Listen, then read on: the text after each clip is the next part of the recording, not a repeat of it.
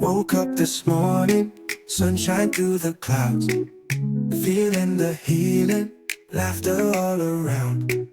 Rise up and stand tall, joy in every stride. No more tears to fall, let your spirit guide. Blessed girl summer, shining through the night. Brighter than thunder, you're the morning light. Life keeps on spinning, hold on to your dreams. You're always winning, more than it seems. Hear the drums calling, dancing to the dawn. Keep on believing, strength in every song. Blessed girl summer, shining through the night. Brighter than thunder, you're the morning light. Life keeps on spinning, hold on to your dreams. You're always winning, more than it seems. Hear the drums calling, dancing to the dawn. Keep on. Hey everybody, welcome to Bless a Girl Summer Podcast, y'all. I am talking today about my MFT journey, my journey to becoming a licensed marriage and family therapist. So for those of you who don't know me, my name is Tisha, and this podcast is all about securing your peace, making sure that you're positioning yourself in your world, in your life, to be a space of growth, to be a space of peace, to be a space of joy, and cultivating that. And so for those of you who do not know, I am currently in graduate school. I am a master's level intern, clinical intern. And so the last episode I posted, I believe I was talking about the process for like the beginning part of my internship. So right now, y'all, I have, I think like 4.5 months left of internship. So we're in October. I graduate in March. So my internship ends March 2026. And I wanted to give an update on what it has been like.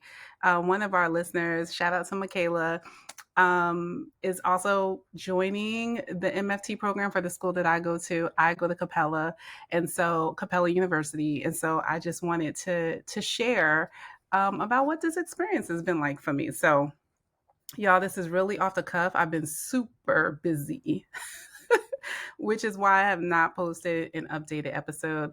I plan to try to get back to it, but y'all, it has really been a busy season. And so that's something I definitely want to talk about as it concerns internship.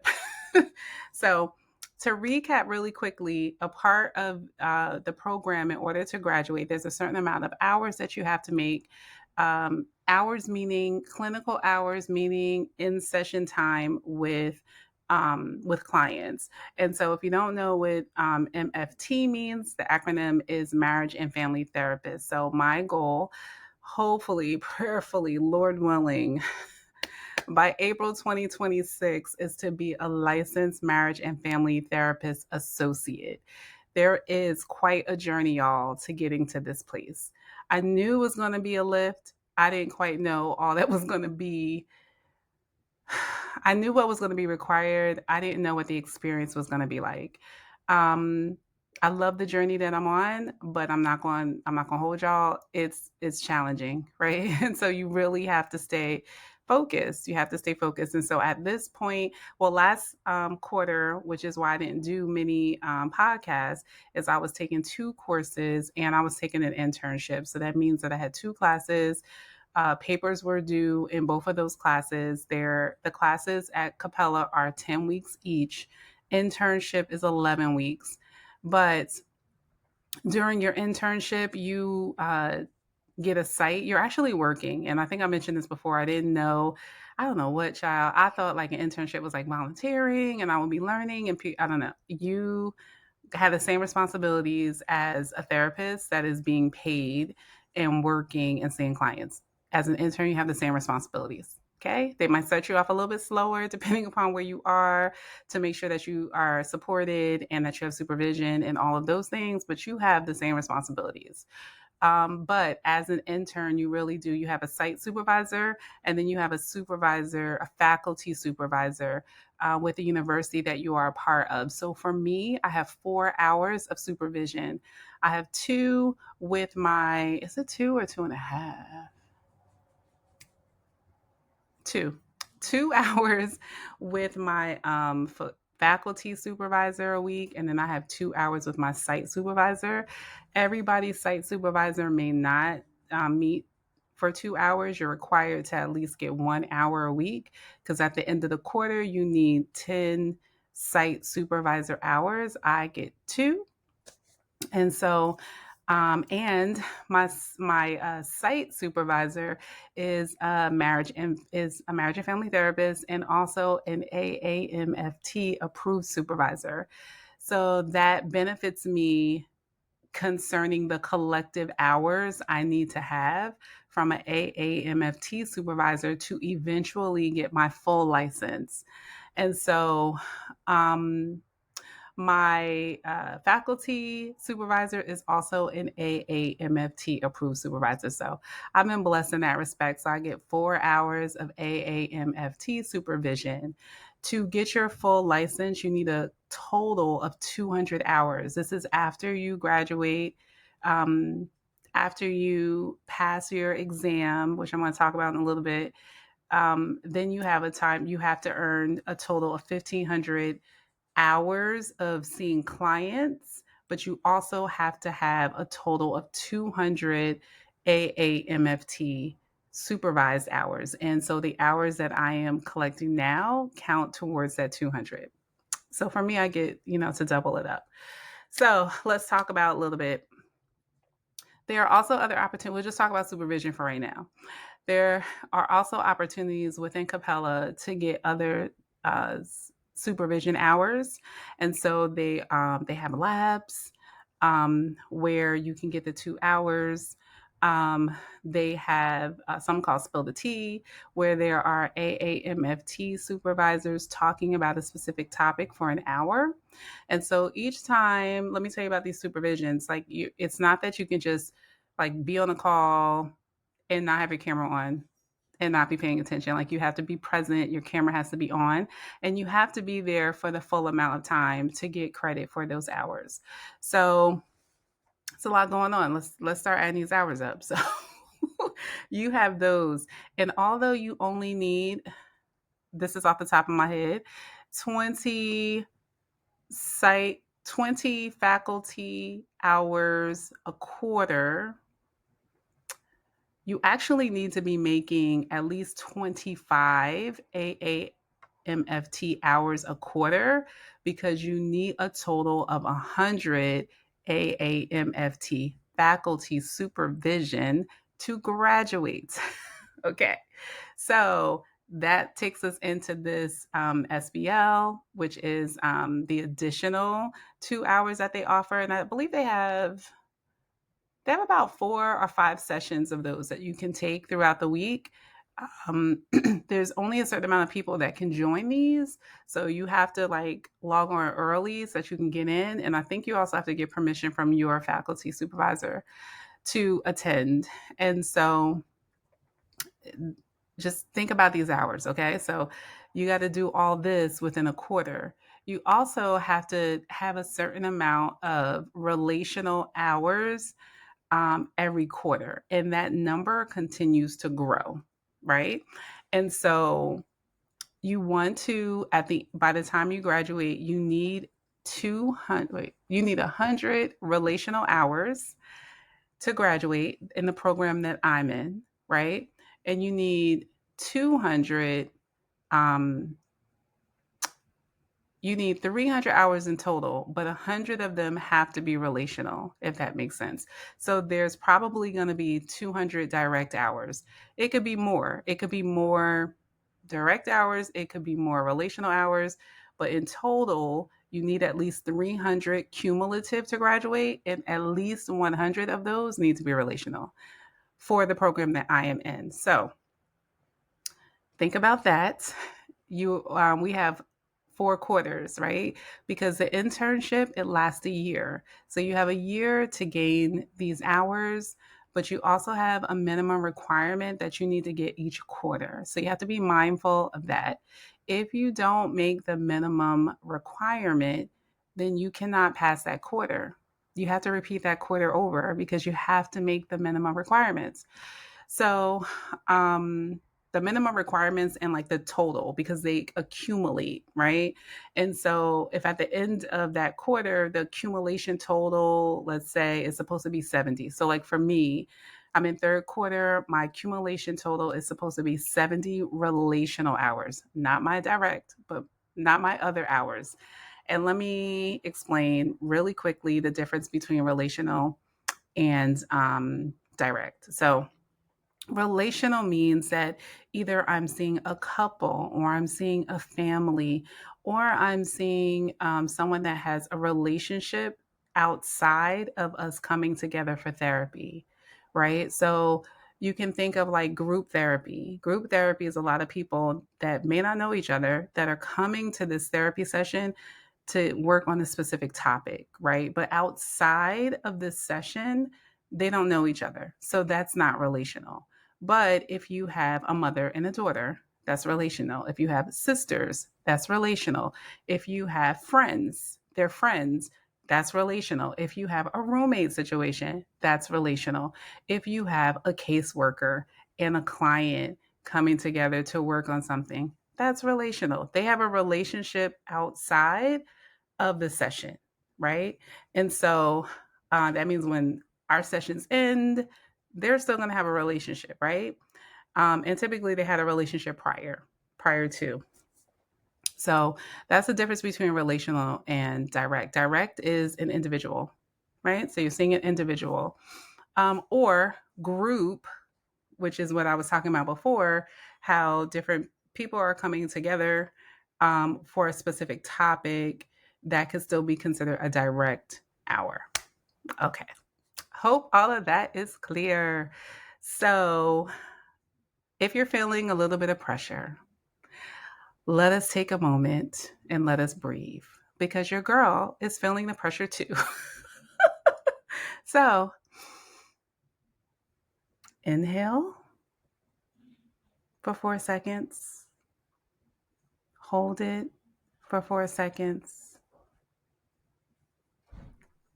exhale for 4 seconds, and pause for a minute. When I tell y'all, I have to do this all the time. It's because it is a lot, okay? I really appreciate the program. I appreciate, like, I have had an awesome time. I have grown leaps and bounds. By far, I would definitely recommend Capella, if you are pursuing your marriage and family therapist license.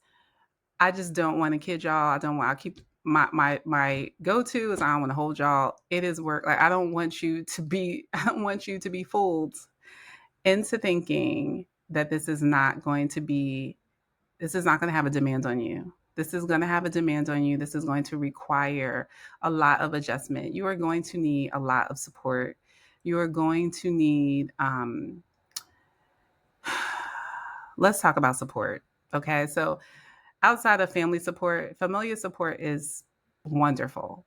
I think that that is necessary. You're going to be taking exams, you're going to be taking a test or a capstone, you're going to have to present, you're going to have to write papers, you're going to have to do PowerPoints, you're going to have to do group projects, like you're going to have to do all the things. Oh, let's not talk about the reading. You're going to be reading for days, right? So you're going to have a lot like that you're going to have to do.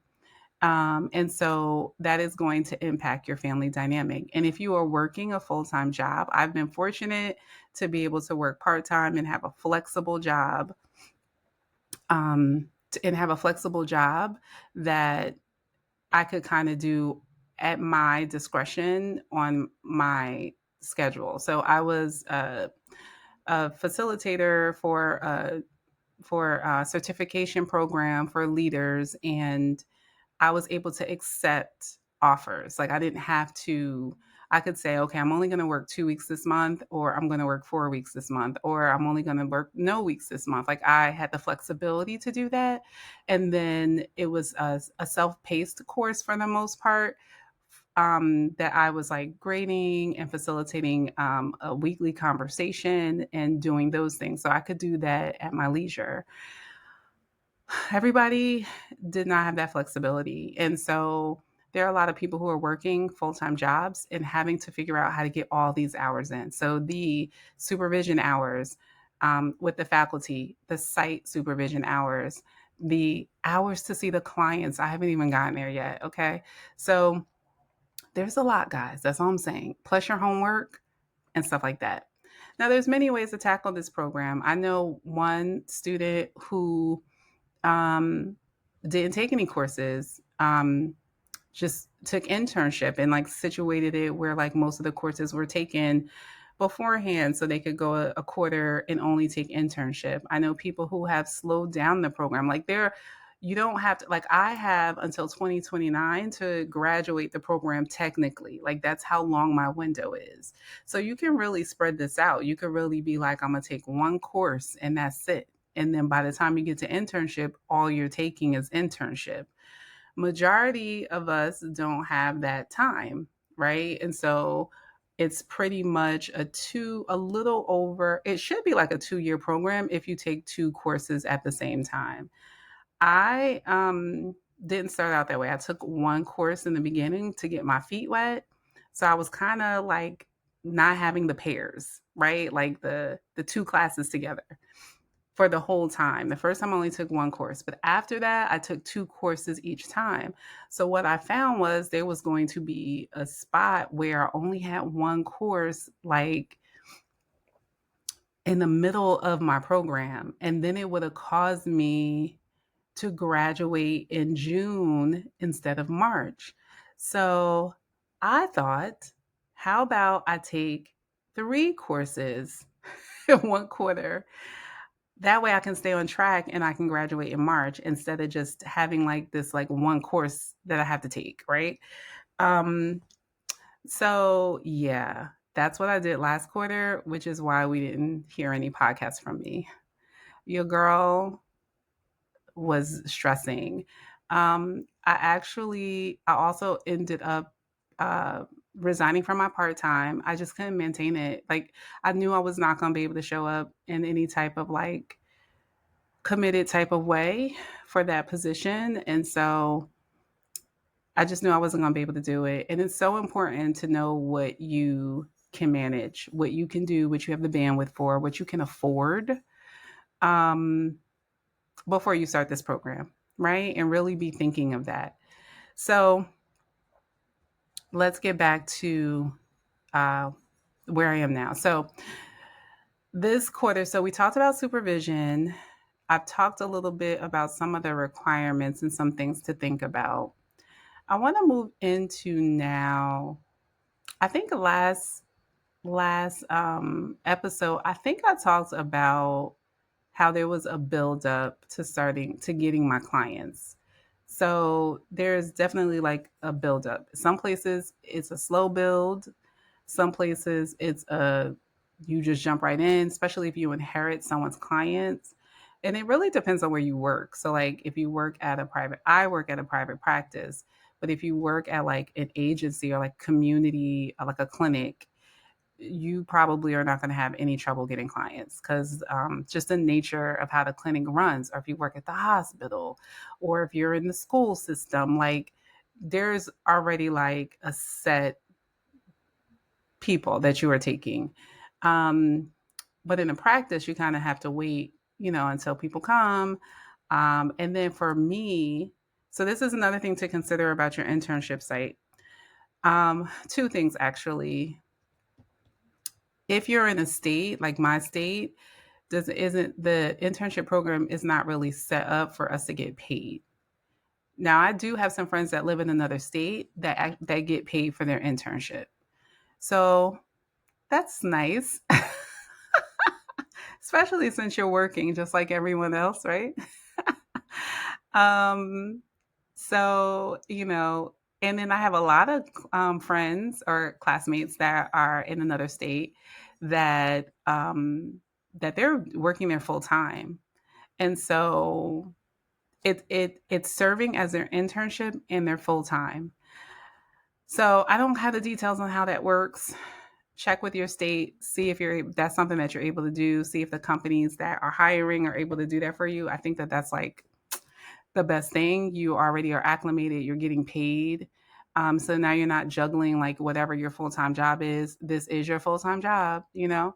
So that's pretty sweet. And then in some states too, the way that you get licensed is different. So in some states, once you graduate, you can become an MFTA, an associate, and then you wait, you fulfill the amount of hours that that state has, and then you take your exam to be licensed. That's in some states. The state that I live in, that's not how it is, right? In the state that I live in, once I graduate or getting close to graduation, I then take my exam. Until I pass my exam, I cannot work in the state of North Carolina as a marriage and family therapist associate. I can't. So that adds another element of pressure that we will be talking about in a minute. Um, oh yeah. So the um, getting your understanding what the requirements are, understanding what like financially you can do, understanding the time investment, all those things are so important. Planning out your schedule as to like when you can see clients, and then having that conversation with the clinic or the practice that you're going to be working with is super important, right? And then carving out your study time. Like I had to do that too. Like on these days or this time, like this is when I'm like most awake, when I'm most what is the word? Productive and can retain information. So these are the times when I know I need to be studying. And so blocking, doing calendar blocks is going to be really important, right? Because you're going to be just managing a lot of things. You also have to take into consideration, like any staff meetings that you have. So my practice has staff meetings in like once, sometimes twice a month. And then they also offer different trainings. And so, although those trainings are not, they're optional, you may want to take advantage of that. Sometimes those trainings are 1 hour, 2 hours. So quickly, as I hope as I'm talking, you can see how these hours in the week or in the day are getting eaten up, right, by things. So it's going to be really important that you're able to manage your schedule and you're able to like realistically assess what you're able to do for yourself, like based on your family dynamics, based on your financials, based on your time, based on your level of retention, right? Like, what are you realistically able to do? And then do that because you don't want to get burnt out before you even get your license. Like, you really don't want to do that. You've come way too far to burn out before you get your license, and you still got a ways to go. Okay. All right. So, um, the next thing, so, okay, so now I am out of the taking the two courses, and the internship was just, that's a whole, like, if you want more details about that, that's a whole nother podcast. Now I'm back to taking one course and focusing on internship. Something else to consider is notes. So I don't know if it's because I'm 48 that I need to take notes. I need to take notes. I feel like so I can remember things, I can retain things, and then when I get ready to treatment plan or think about what I'm going to do moving forward for the next session, that I can remember what has taken place, especially as you begin to see multiple clients, right? And so I take a lot of notes and then putting in the notes in the system, putting the notes in the system, putting the treatment plans in the system, um, and just keeping track of all those things. Some other internships like mine's, they also require you to do a blog. I haven't done one yet, but I'm sure it'll be coming down the pipe to do a blog every now and again around a specific topic. So take into consideration all these, they're called non direct hours. There are things that you need to do to get the job done or to meet the requirements of the practice or the clinic that you're working at, but they're not necessarily counting towards, or in my case, they don't count towards your graduation hours or the hours you need to gain your license. So take into consideration all of that. Now, let's talk about these notes. I don't know, y'all. I mean, I've heard it when I was preparing to go into this field. I watched a lot of YouTubes and people always talk about, oh, I hate putting in their notes. I'm with them. I am with them. I so procrastinate on these notes. So at my practice, there's a 24 to 48-hour time period from when you see the client to when you have to have these notes entered. Y'all, when I say I wait until like that 46 hour, I don't know. It's just sometimes you're so into a session or you've seen so many sessions, you're doing so many things. I just I just feel like I need one time to focus on putting in notes, or a couple of times a week to focus on putting in notes, set aside that time for that and just do that one task. And so, in that way, I can fully think about also like what things that maybe I wasn't necessarily processing in session as I'm putting in these notes. I'm like, oh, okay, yeah, maybe cool, maybe I can do. So like I can another lens of processing. Then you get into supervision. You may not bring up every single client, probably won't have time. But sometimes you get into supervision and you talk through some things, and then you're like, oh, okay, I want to make sure I note that and put that in there. So um, there are other people that I do know though that save enough time in between sessions. Like you have that little buffer. It's like a 7 minute window between sessions. And they put their notes in there and they're pretty cool with that. I'm thinking maybe I will gradually get to that place as I become more experienced. But right now, I don't know. For me, when I'm finished with session, I just kind of want to decompress before I move into the next set. Like I don't want to type no notes. I don't want to talk about. I just kind of want to decompress, look over the notes for the session that's about to come. So that's me. If anybody listening to this has any different types of ways that they do clinical notes in terms of like how they manage it and schedule it in their time, I'd love to hear. That's where your girl is at right now. Um, so that's notes.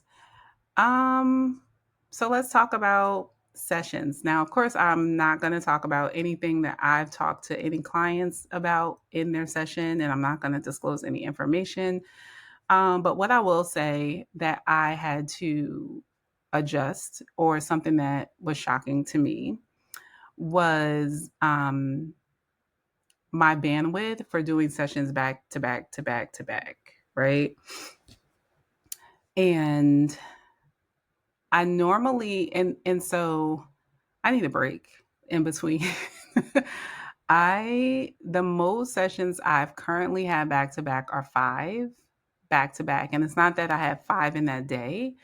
I had another one earlier and I had a supervision, and then I went into 5 sessions back to back that I scheduled. No one else scheduled them, but I was trying to fit some people in because I think I was going to be off or whatever. That was a lot. I found myself, I was good the first 3. By the 4th one, I was like, like I'm listening, but you know how like sometimes your brain tries to go in different places and you're like, come back here one session. Come back here, brain. Come back over here. I started feeling that happen and I didn't like that. I didn't like that because I like to be very present. I like to give my best. I like to make the time that we have together the most impactful.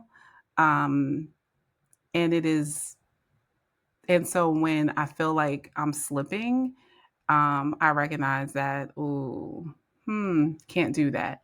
Now I had a client after that client. Um, thank goodness that session was a little more easy, and so it didn't require as much brain power. And when I say brain power, I mean like there are many things happening in the session for a therapist, right? So there is the external conversation that's going on in the room.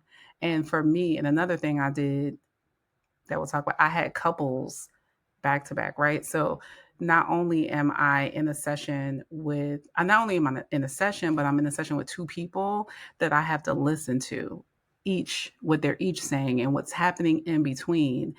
And so I'm listening to what is happening, what the conversation is, but I'm also reading what isn't being said. And I'm also looking at nonverbals, and I'm also looking at what might be happening underneath the surface.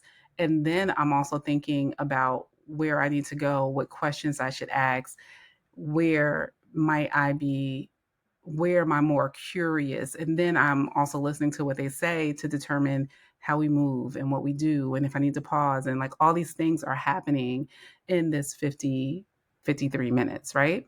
So, needless to say, pace yourself.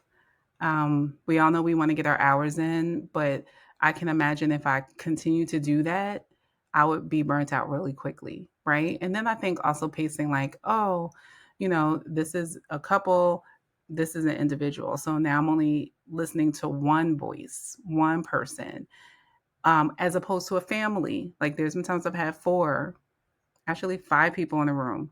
And so that is going to take a lot more. Like, okay, this person saying this is what is that dynamic? What is happening here? How can I navigate or facilitate the space, right? And so there's just a lot of things going on and a lot of brain power and compassion. There's a thing called compassion fatigue. There's a lot of compassion. There's a lot of empathy. There's just a lot of things happening. And so you want to make sure that you are balancing yourself, right? And you are making sure that you're creating a dynamic that is sustainable for you, that you can sustain. Um, the other thing that I've experienced since I've been in internship, about 7 months now, I think it's been about 7 months, give or take. Um, it's really trying to identify like um, the clients like you come in with an ideal client, like you think is your ideal client, and then you might have session with that client, you're like, maybe they're not my ideal. And then you have sessions with another type of client and you're like, oh, I'm kind of feeling this a little bit. Then you're like, oh, I didn't even know that this was a thing. And so still very much in that space where I'm trying to embrace and be open to what my ideal client is like while still serving everyone. So that's been a little interesting for me. Um, Still learning, still not really sure. So I don't really want to, um, I guess, say what I think it is right now because I'm like not even 100%. What I will say is I was very fortunate to be at a practice where I've been able to see all kinds of people. I've been able to see all kinds of genders. I've been able to see all kinds of race. I've been able to see all kinds of um, dynamics in terms of couple dynamics, right? I've been able to see all types of families. I've been able to see children. Like I've been able to see a lot of different clients, which has been really helpful for me. Um, and so, yeah, that has been pretty helpful. I recommend that too. So you have an opportunity to experience it all, right? Um, and then the other thing, because that's the only way you're really going to know. I feel like that's the only way you're really going to know. And then I just try to take note of some things. Like sometimes I could really tell, like, oh, this is working really well for me, hopefully for the client as well. Sometimes people will, I've also had clients tell me that, like it's been really helpful for them and there's been a lot of growth and all those things. So that's always cool too.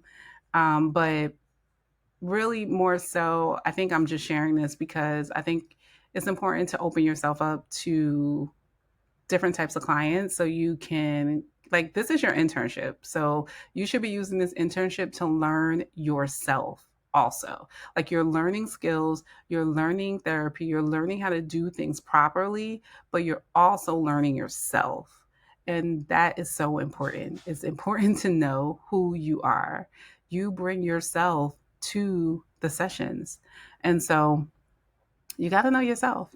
I challenge you to explore things that make you uncomfortable, things that, and I don't mean explore in the session. I mean, utilize the supervision. I'm grateful. I have 4 hours of supervision a week. So I really get an opportunity to share. That's what I was talking about, the other support. So I was talking about family support, but then the other support that's really important is people who are in the same space as you, people who are going through the same things that you're going through. So my cohort is such a strong support for me. Like I know that I can go into um, our supervision and I could just say whatever is like really going on. I know I'm not going to be judged. Um, they view my recordings, we view each other's recordings, we see what's happening in session with each other. And so it's just really, and then we all are on the same train of like trying to pass these other courses, trying to get ready for this exam.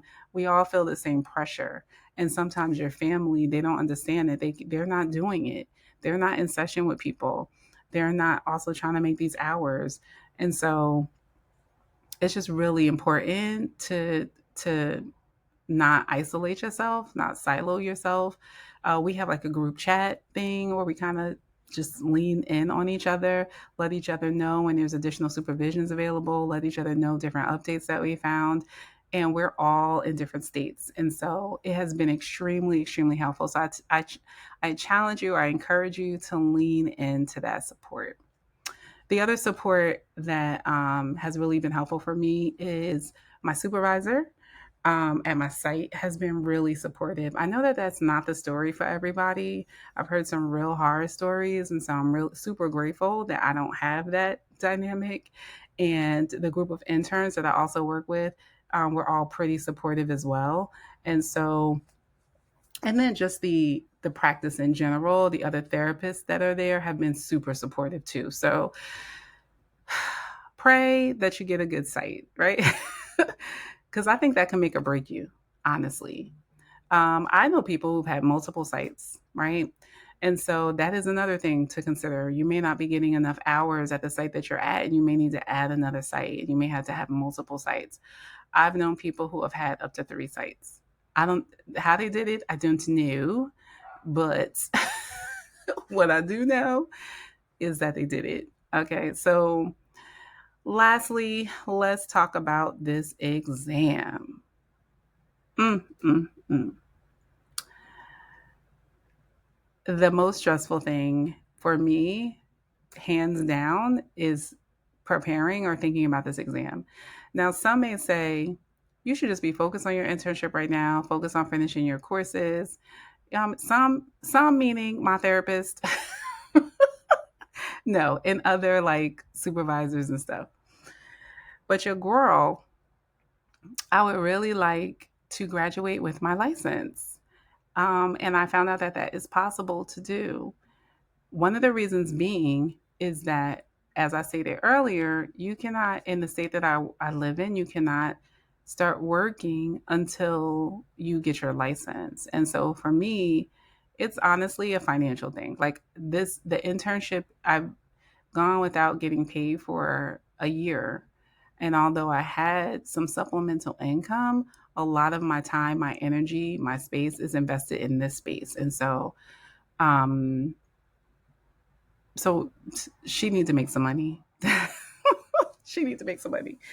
So it's really important to me. And so, and then finding out that at least the state that I'm in, I am able, with approval from my school, approval meaning that they can verify that I'm on the track to graduate, that I have all the hours and stuff and things that I need, which I'm on track for that.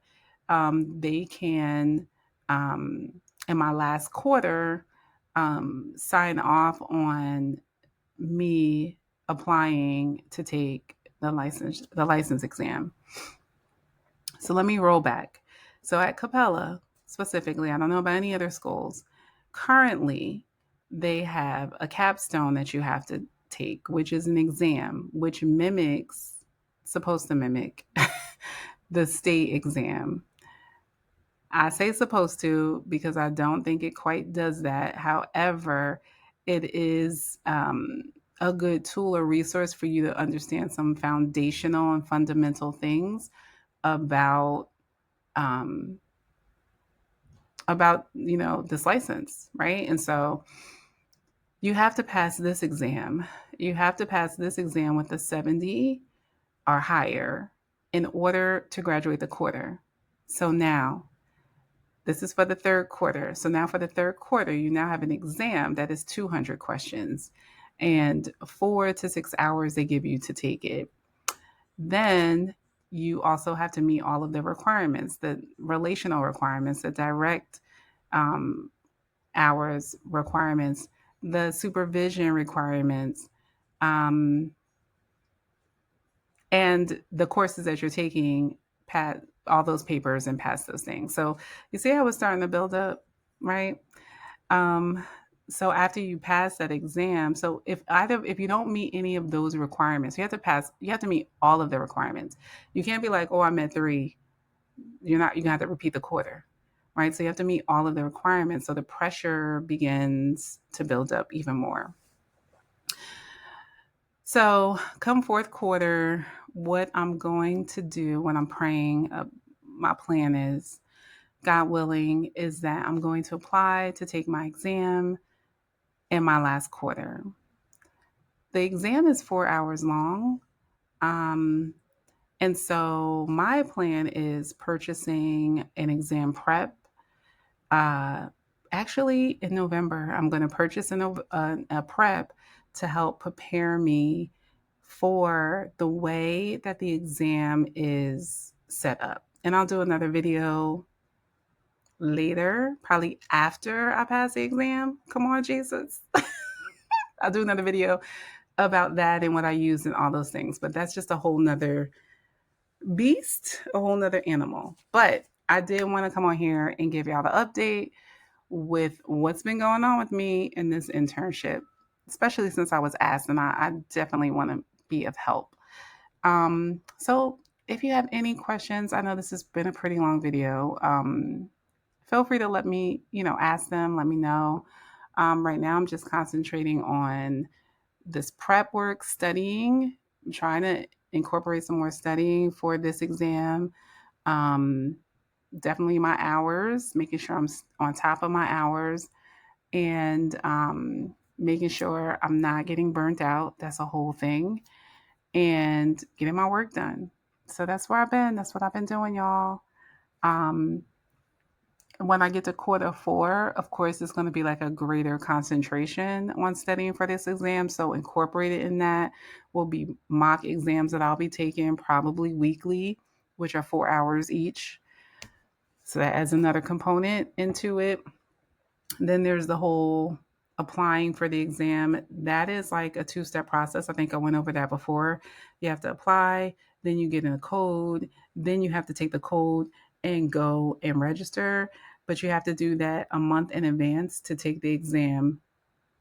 The month you have to do it a month prior to the month that you want to take the exam. So you got to have your times together and all those things. So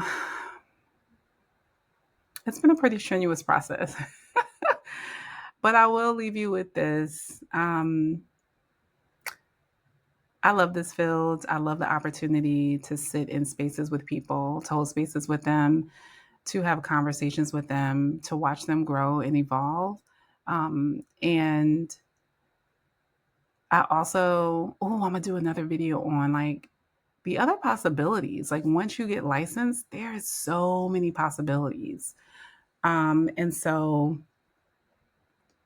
I want to do, I will do a video afterwards on like all the possibilities. But I'm gonna wait. I'm gonna wait because I don't want to get.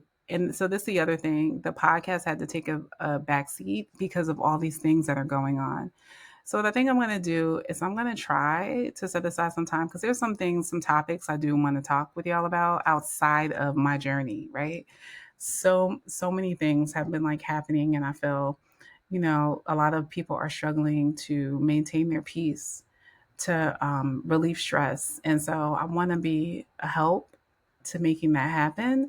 So I think I'm going to try to do like 15-minute episodes um, and just kind of stack record them like all in one day and then schedule them out so you guys can get something. You might see me wearing the same clothes,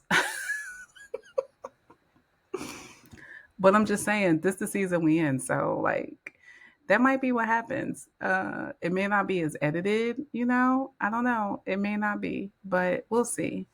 But until then, y'all, I hope that you maintain your peace, you cultivate your joy, and you're super intentional about living the life that you want to live. Um, and you allow God to help to lead you in that journey. So until next time, y'all.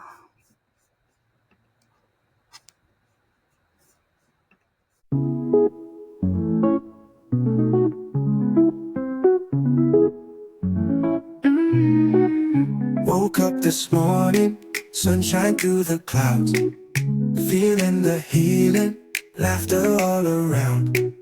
Rise up and stand tall, joy in every stride. No more tears to fall, let your spirit guide. Blessed go summer, shining through the night. Brighter than thunder, you're the morning light. Life keeps on spinning, hold on to your dreams. You're always winning, more than it seems. Hear the drums calling, dancing to the dawn. Keep on believing, strength in every song. Blessed go summer, shining through the night. Brighter than thunder, you're the morning light. Life keeps on spinning, hold on to your dreams. You're always winning, more than it seems. Hear the drums calling, dancing to the dawn. Keep on believing, strength in every song. Blessed go summer, shining through the night. Brighter than thunder, you're the morning light. Life keeps on spinning, hold on to your dreams. You're always winning, more than it seems.